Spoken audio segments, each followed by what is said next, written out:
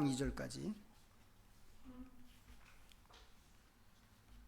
357면에 있습니다. 신약성경 히브리서 5장 12절부터 6장 2절까지 찾으셨으면 이 말씀을 함께 읽겠습니다. 때가 오래 되었으므로 너희가 마땅히 선생이 되었을 터인데 너희가 다시 하나님의 말씀의 초보에 대하여 누구에게서 가르침을 받아야 할 처지이니 단단한 음식은 못 먹고 젖이나 먹어야 할 자가 되었도다. 이는 젖을 먹는 자마다 어린아이니 의의 말씀을 경험하지 못한 자요 단단한 음식은 장성한 자의 것이니 그들은 지각을 사용함으로 연단을 받아 선악을 분별하는 자들이니라.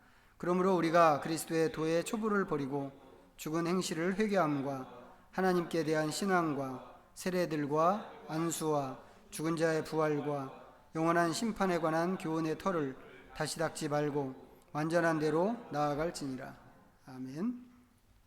우리가 지금 계속해서 새로운 피조물에 대해서 좀 말씀을 나누고 있습니다. 누구든지 그리스도 안에 있으면 새로운 피조물이라. 이전 것은 지나갔으니 보라 새 것이 되었도다. 이건데 이전과 이후가 완전히 다르다. 확연하게 다르다라고 하는 것을 이제 지금 말씀드렸던 그 구절 고린도후서 5장 17절이죠. 그 말씀 자체가 우리에게 보여주고 있습니다. 여기서 말하는 다름, 완전히 다른데 이전과 이후가 완전히 다른데 여기서 말하는 그 다름은 여러 가지가 있을 수 있습니다. 그 중에서 가장 두드러진 것이 있다면 그것은 삶의 목적이라고 그랬습니다. 이전에는 내 꿈을 이루고 내 이상을 실현하고 또 다른 사람보다 더 나은 자리를 확보하고 그렇게 순전히 나를 위해서 사는 그런 삶이었는데 이제는 그리스도를 위해서 사는 삶으로 바뀌는 것이라고 그렇게 말씀을 드렸습니다. 이제 그리스도를 위해서 사는 삶이 그러면 뭐냐? 이제 이렇게 질문할 때는 이제 그 대목에서 사실 우리 안에 약간의 오해가 있을 수는 있습니다. 이제 그렇지만 그건 나중에 또 기회가 되면 좀 다루기로 하고 이제 이번에는 나를 위해서 사는 삶을 포기하는 것, 이제 그것에 대해서만 좀 집중하려고 합니다. 나를 위해서 사는 삶을 포기하는 것은 예수님께서 우리를 위해서 죽으신 이유이자 목적입니다. 이제 성경이 그렇게 선언하고 있죠. 그렇게 선언하고 있기 때문에 그리스도 안에 있는 사람은 틀림없이 그렇게 되게 돼 있습니다. 이거 우리가 믿어야만 하는데 틀림없이 우리는 그렇게 되도록 돼 있는데 그런데 우리는 이제 교회 오래 다니고 신앙생활 오래 해도 이게 안 되는 것처럼 보인다. 우리 경험상으로 볼 때 이게 안 된다라고 하는 게 이제 우리의 고민이라고 그랬습니다. 왜 안 될까? 성경은 그렇게 분명하게 이야기하는데 왜 이게 우리한테는 이렇게 어렵고 마치 안 되는 것처럼 보일까? 지난주에 말씀드린 것은 우리가 믿음의 성장 과정을 놓치고 있기 때문이라고 그랬습니다. 사람이 태어나서 일정한 그 성장 단계를 거치면서 학습과 또 훈련을 하고 여러 가지를 경험하면서 자기와 사회를 책임지는 그런 온전한 사람으로 자라가는데 그런 것처럼 우리 속사람도 그래야 하는데 교회가 오랫동안 이 속사람이 성장하는 것을 생각하지 않았다고 하는 것입니다. 그러면서 그냥 단순하게 믿기만 하면 돼. 이 사실에 안주하고 있었는데 그렇게 한 것이 우리한테 굉장히 큰 문제였다고 그랬습니다.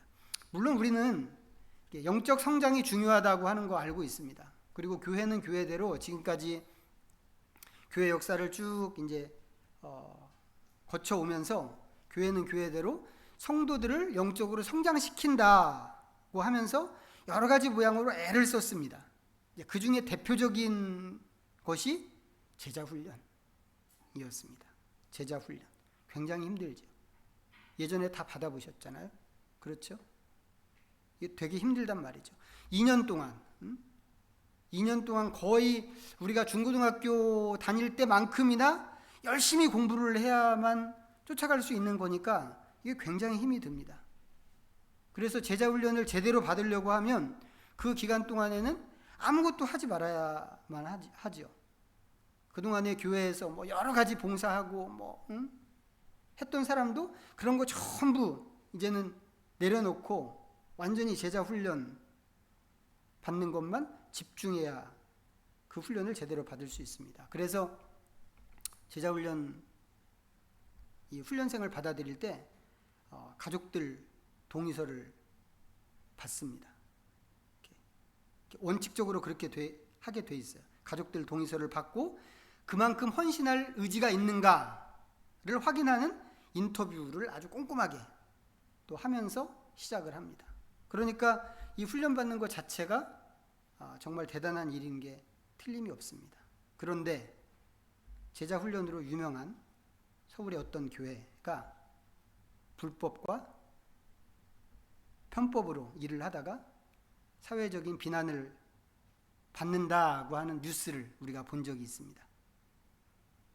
그 교회에서는 제자훈련 이 영입 인터뷰할 때부터 정말 무섭게 합니다. 무섭게. 제자훈련 하겠다고 지원한다고 해서 한 번에 이게 허입이 되는 게 아닌 그런 교회입니다. 그런데 그렇게 내가 이번에는 제자훈련 할게요 한다고 해서 다 그게 허락이 되는 게 아닌데도 불구하고 사람들이 그거 하겠다고 막 줄을 서는 그런 교회란 말이죠. 그리고 실제 훈련도 아주 초고강도로 훈련을 합니다.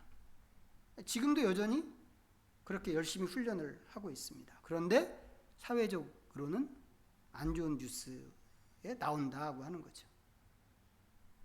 그러면 이런 거는 이렇게 뉴스에 나오는 그런 것은 영적 성장하고 별개일까? 묻고 싶은 게 그런 거란 말이죠. 이건 영적 성장하고 다른 건가? 영적 성장이라고 하는 건 도대체 뭘 얘기하는 건가? 교회가 영적 성장이라고 하는 이 주제를 생각하고 그것을 제자 훈련을 통해서 이루어 봐야 되겠다라고 처음에 했을 때 그게 한국 교회에 정말 엄청난 변혁을 가져다 줄 거라고 많은 사람들이 기대했습니다. 그게 정말 묘수라고 생각했어요. 그래서 서울에 있는 어떤 절에서 그걸 벤치마킹 해갖고 갔다는 거 아니겠어요? 자기들도 제자훈련 하겠다고? 그리고 우리나라 교회에 정말 엄청난 부흥을 일으켰습니다. 목사님들 중에 제자훈련 이 지도자 세미나를 안 받아본 사람이 거의 없을 정도로 다 많은 분들이 이 훈련을 받았고 또 그렇게 훈련을 받으면 다 당신들 교회 가서 또 한 번씩 다 해봅니다. 그래서 우리나라 교회에 이 제자훈련 안 해본 교회가 없을 정도로 한 번씩은 다 해본 그런 일이 되었습니다. 제자훈련이. 그런데 그렇게 하고 시간이 많이 지났단 말이죠. 수십 년 지났죠. 그런데 한국 교회의 변혁 같은 건 일어나지 않았고 사회적인 비난 역시 사라지지 않았습니다. 뭐가 문제일까? 뒤돌아서 생각해 보면 교회가 영적 성장이라고 생각한 것이 이제 주로 이런 거였던 것 같아요. 기도 많이 하고 성도로 하여금 기도 많이 하게 하고 성경 많이 읽고 전도도 좀 잘하고 또 소그룹에 들어가서 성경 말씀을 가르칠 수 있는 리더가 되게 하는 것. 거의 그런 거였던 것 같아요. 물론 그것도 되게 힘든 일이죠. 쉬운 일이 아닙니다. 절대 그냥 되지 않죠. 훈련받아야 되는 일이고 또 그냥 강의를 듣는다고 해서 되는 게 아니라 연습해야 되는 거죠. 계속해서 연습하고 시간을 내고 해야 얻을 수 있는 그런 결과가 이제 앞에 말씀드렸던 그런 겁니다. 그렇지만 그렇게 됐다고 해서 그게 영적으로 성장한 것일까? 저는 이제 청년 때 대학생 선교단체에서 활동을 했거든요. 거기서 제가 속해 있던 그 단체에서 훈련받는 게 너무 좋았어요. 너무 좋아서 이제 학교를 졸업하고 나서도 졸업한 이후에 얼마간 이제 학교에 그냥 남아서 학생들을 좀 돌봤습니다. 저희가 활동할 때는 기독교 세계관이라고 하는 주제가 아주 핫 이슈, 그 당시에 그 젊은 대학생들, 청년들 사이에 가장 많이 회자되는 가장 중요한 이슈였습니다. 기독교 세계관. 이 세계관이라고 하는 말은 일종의 안경이거든요. 세상을 보는 관점이라는 그런 의미인데, 어떤 관점으로 보느냐에 따라서 내 행동이 달라지는 거예요. 기독교 세계관이라고 하는 것은 기독교적인 관점으로 세상을 보는 겁니다. 학생들이 이제 처음에 입학을 하면 처음에 시작할 때부터 이 대학생 생활을 시작할 때부터 이제 그런 강의들을 아이들에게 합니다. 이제 1학년짜리 대학 1학년짜리들한테 이 기독교 세계관 강의를 하고 책을 읽히고 또 토론을 시키고 이제 이렇게 합니다. 그렇게 하면 이제 얘들이 잘 자라서 한 3학년쯤 되면 이제 신입생이 들어올 때 그 후배들한테 기독교 세계관에 대해서 얘들이 설명을 합니다. 설명을 하고 이제 리더들은 강의도 하고 그렇게 합니다. 어떤 학생들은 정말 잘 이해하고 기독교 세계관이 어떤 것인지에 대해서 잘 이해하고 강의도 아주 똑부러지게 그렇게 하는 애들이 있습니다. 그런데 성품이나 행동이나 이런 것은 전혀 바뀌지 않습니다. 너무 이상했어요. 기독교 세계관이라고 하는 게 이 세상을 기독교적인 관점으로 보자, 이거란 말이죠. 그러면 그것을 제대로 보게 되면 기독교적인 행동이 나와야 그게 정상인데, 잘 설명하는데 강의도 잘 하는데 충분히 이해하는 애들이 행동이나 성품은 바뀌지 않더라 이거죠. 뭐가 문제일까? 저렇게 똑똑하고 이 주제에 대해서 정확하게 이해하고 요약 정리해서 강의도 잘하는데 왜 행동이 안 바뀌고 성품의 변화가 없을까? 제가 깨닫게 된 게 뭐냐면, 머리로 이해하고 그 주제에 대해서 지식이 있다고 해서 그걸로 안경을 쓰는 게 아니더라고 하는 것입니다.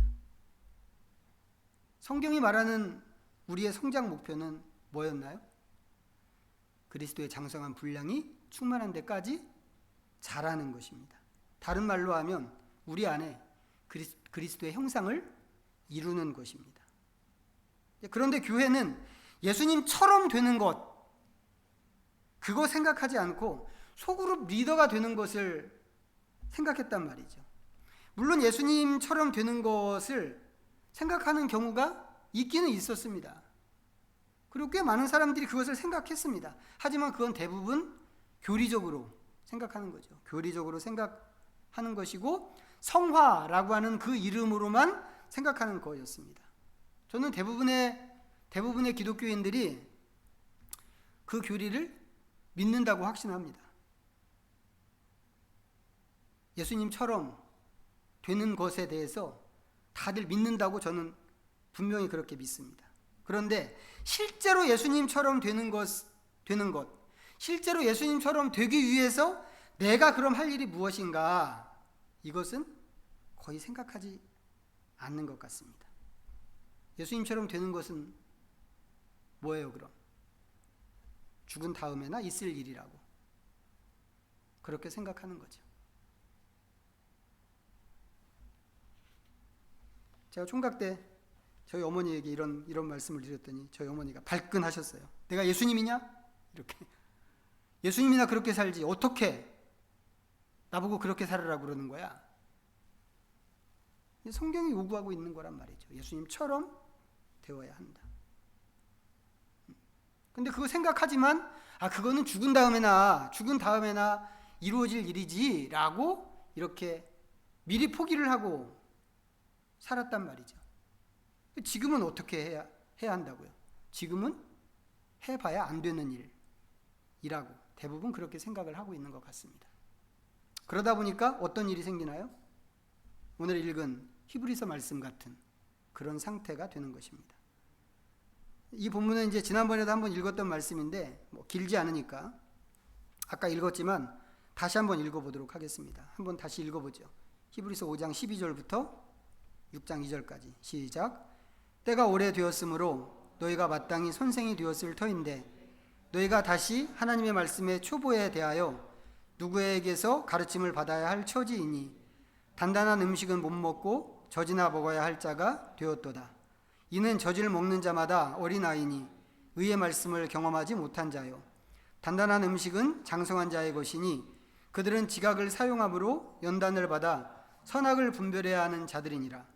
그러므로 우리가 그리스도의 도의 초보를 버리고 죽은 행실을 회개함과 하나님에 대한 신앙과 세례들과 안수와 죽은 자의 부활과 영원한 심판에 관한 교훈의 털을 다시 닦지 말고 완전한 대로 나아갈지니라.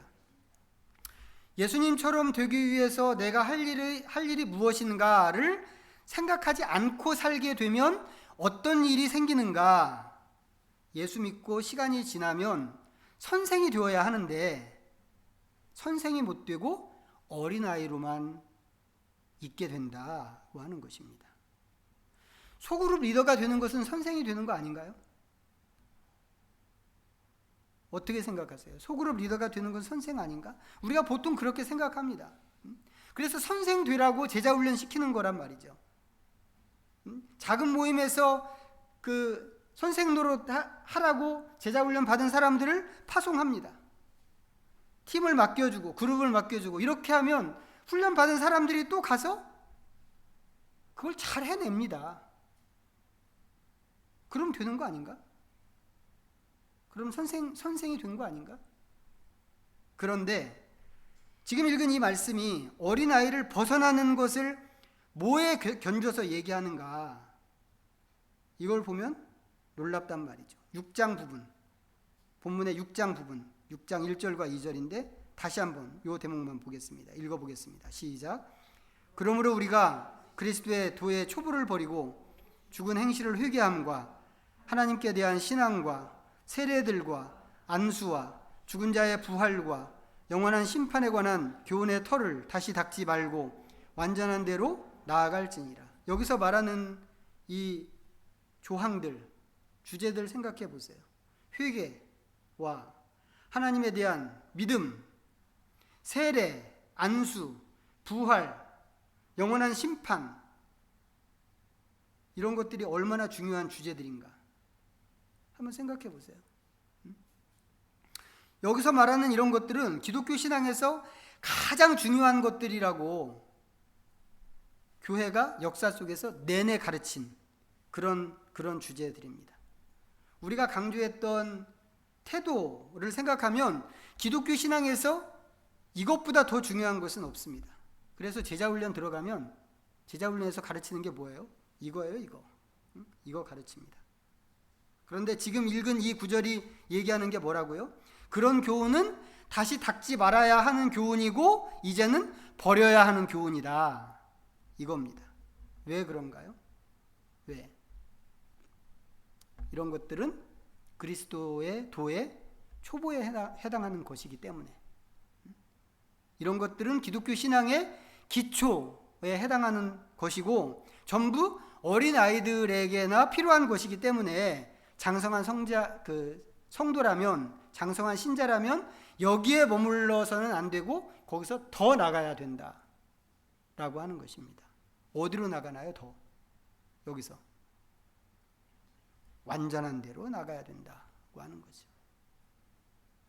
그런데 교회가 완전한 대로 나가는 것에 대해서는 얘기를 안 하고 맨날 어린아이 교육과정만 갖고 씨름하게 했다고 하는 거죠. 그러니까 우리가 늘 생각하는 게 뭐예요? 구원의 확신. 구원의 확신 있어요? 구원의 확신 있어요? 이것만 얘기하고 다니는 거예요. 이것만.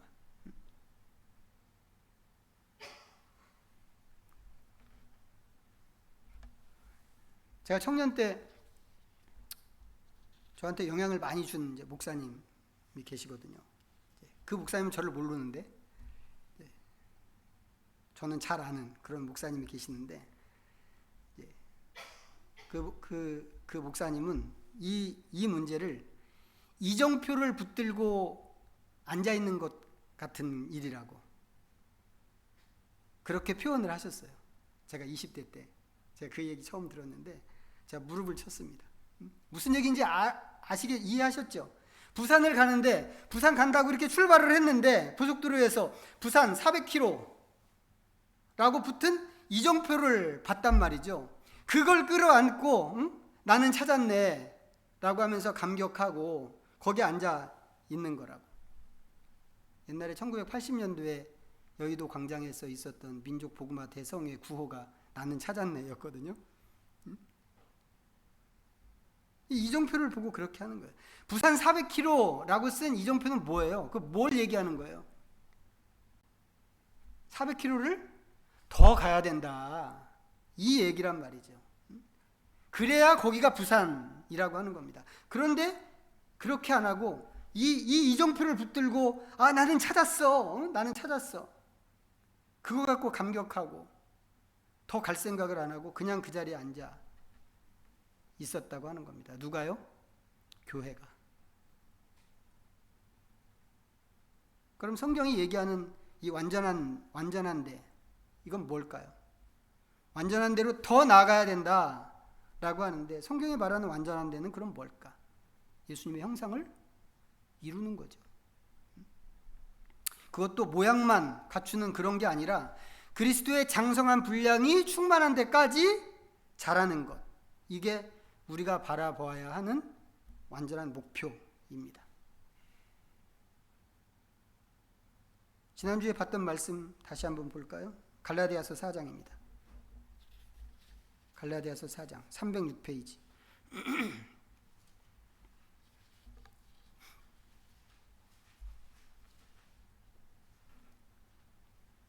19절 읽겠습니다. 시작.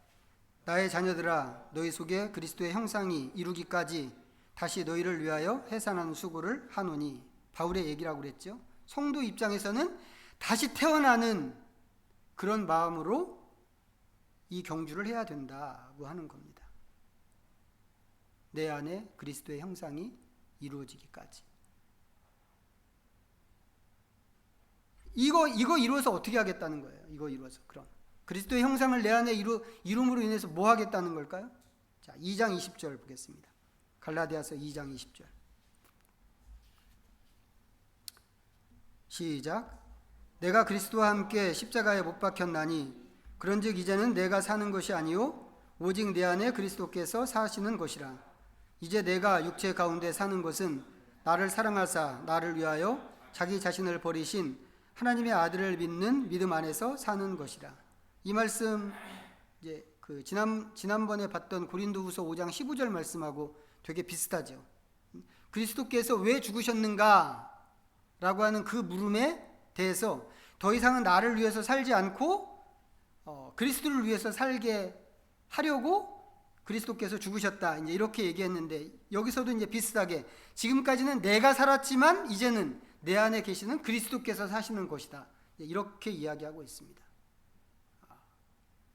이거 하라고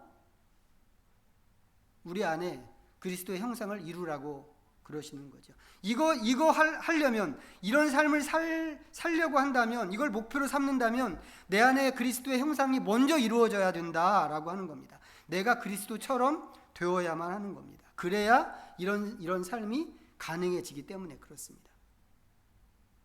또 한 가지, 이런 삶은 어디서 사는 삶일까요? 내가 사는 게 아니고 내 안에 계신 그리스도께서 사는 삶을 사는 것은 어디서 사는 것일까? 나중에 천국 가서 사는 것일까요? 바울이 지금 얘기하는 것은 여기서죠. 지금 여기서입니다. 지금 여기서 사는 동안에 이 세상에서 이 생에서 사는 동안에 내가 사는 것이 아니고 그리스도께서 사는 삶을 살아야 그게 제대로 된 성도의 삶이다 라고 하는 것을 지금 이 말씀이 보여주고 있는 것입니다. 그래서 다시 그리스도의 장성한 분량이 충만한 데까지 자라는 것이 필요하고 우리 안에 그리스도의 형상이 이루어지는 게 필요한 것입니다. 그리고 그렇게 되는 게 아까 히브리서에서 말한 완전한 대로 나아가는 그런 일이 되는 것이죠. 이게 금방 되는 것은 아니겠죠. 이게 예수 믿자마자 나는 이제 예수 믿었어 하면서 헷가닥 바뀌어서 이렇게 되는 거 절대 아닙니다. 불가능한 일이죠. 그 이유는 지난번에 말씀드렸던 것처럼 이게 과정을 거치는 일이기 때문에 그렇습니다. 우리 육체가 일정한 발달 단계를 이제 거치면서 자라가는 것처럼 우리의 속사람도 일정한 발달 단계를 거친다고 이제 지난번에 말씀을 드렸죠. 보통 사람이 태어나면 유아기와 아동기 시기를 거치고 청소년기, 청년기 시기를 거치고 또 성인기 시기로 이렇게 진입한다고 그랬는데 속사람도 마찬가지로 아동기, 청소년기, 성인기 같은 그런 단계를 거치는 겁니다. 이 과정을 성장이라고 하고 성장 중에서도 예수님의 수준으로 성장하는 것을 영적 성장이라고 하는 것입니다. 이거 표로 부탁드렸는데 될까요? 자, 이렇게 이제 표를 한번 해봤습니다. 조금 굵은 글씨였으면 더 좋았을 텐데 보이시나요? 자, 영적 아동기는 감정의 지배를 받는 그런 단계입니다. 거의 본성의 지배를 받는 자기 연민의 단계라고 할 수 있죠. 영적 청소년기는 자기 중심, 자아 중심의 단계입니다. 이때는 열정을 표출하기도 하지만 그 열정을 또 조절하는 법을 터득하고 그 시기는 뭐든지 많이 배워야 되는 그런 시기입니다. 그리고 영적으로 성인에 해당하는 그런 사람은 성령의 다스림을 받는 사람이라고 할 수 있습니다. 여기 이 성인기까지 가는 동안에 우리 속사람은 자아가 십자가에 못 박히는 그런 과정을 거치게 되는 겁니다. 연습하는 거죠. 끊임없이. 내가 어제 나를 십자가에 못 박았다고 해서 오늘 계속해서 십자가에 못 박은 채로 사라지는 건 아니거든요. 어제 그렇게 했으면 오늘 또 십자가에 못 박아야 됩니다. 어제 성공했다고 해서 내가 오늘 또 십자가에 못 박는 게 성공되는 게 아니거든요. 늘 싸워야 됩니다. 그렇지만 이 성인기에 갈 때까지, 성인기를 거치면서까지 계속해서 우리는 그 과정을 밟아갑니다. 관습이나 관계나 아니면 문화의 지배를 받는 것이 아니라 이 시기에 이 성인기는 성령님의 지배를 받기를 바라고 성령님의 인도하심을 따라가는 그런 단계입니다.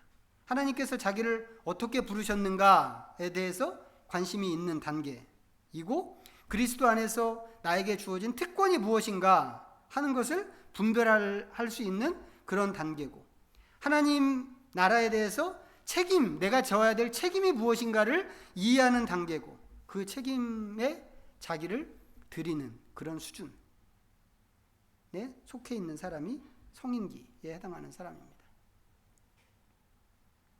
물론 이 과정은 전부 하나님께서 주도하십니다. 하나님께서 주도하시고 하나님께서 또 인도하시는 과정이기도 합니다. 하지만 성도 각자가 따라가야 되죠. 의지를 갖고 따라가야만 얻을 수 있습니다. 의지를 갖고 따라가지 않으면 절대 이룰 수 없는 그런 과정이고 목표입니다. 이건 우리 아이들 교육과정이랑 비슷한 일이라고 생각해요. 이것도. 아이들을 교육하는 것은 앞선 세대가 주도하는 거잖아요. 계획하고. 부모는 아이들을 학교에 보내고 학교는 아이들을 정해진 자기들이 계획한 그 커리큘럼에 맞춰서 아이들을 가르칩니다. 그렇지만 그 과정 속에 집어넣었다고 해서 아이가 다 거기서 원하는 수준대로 되는 건 아니죠.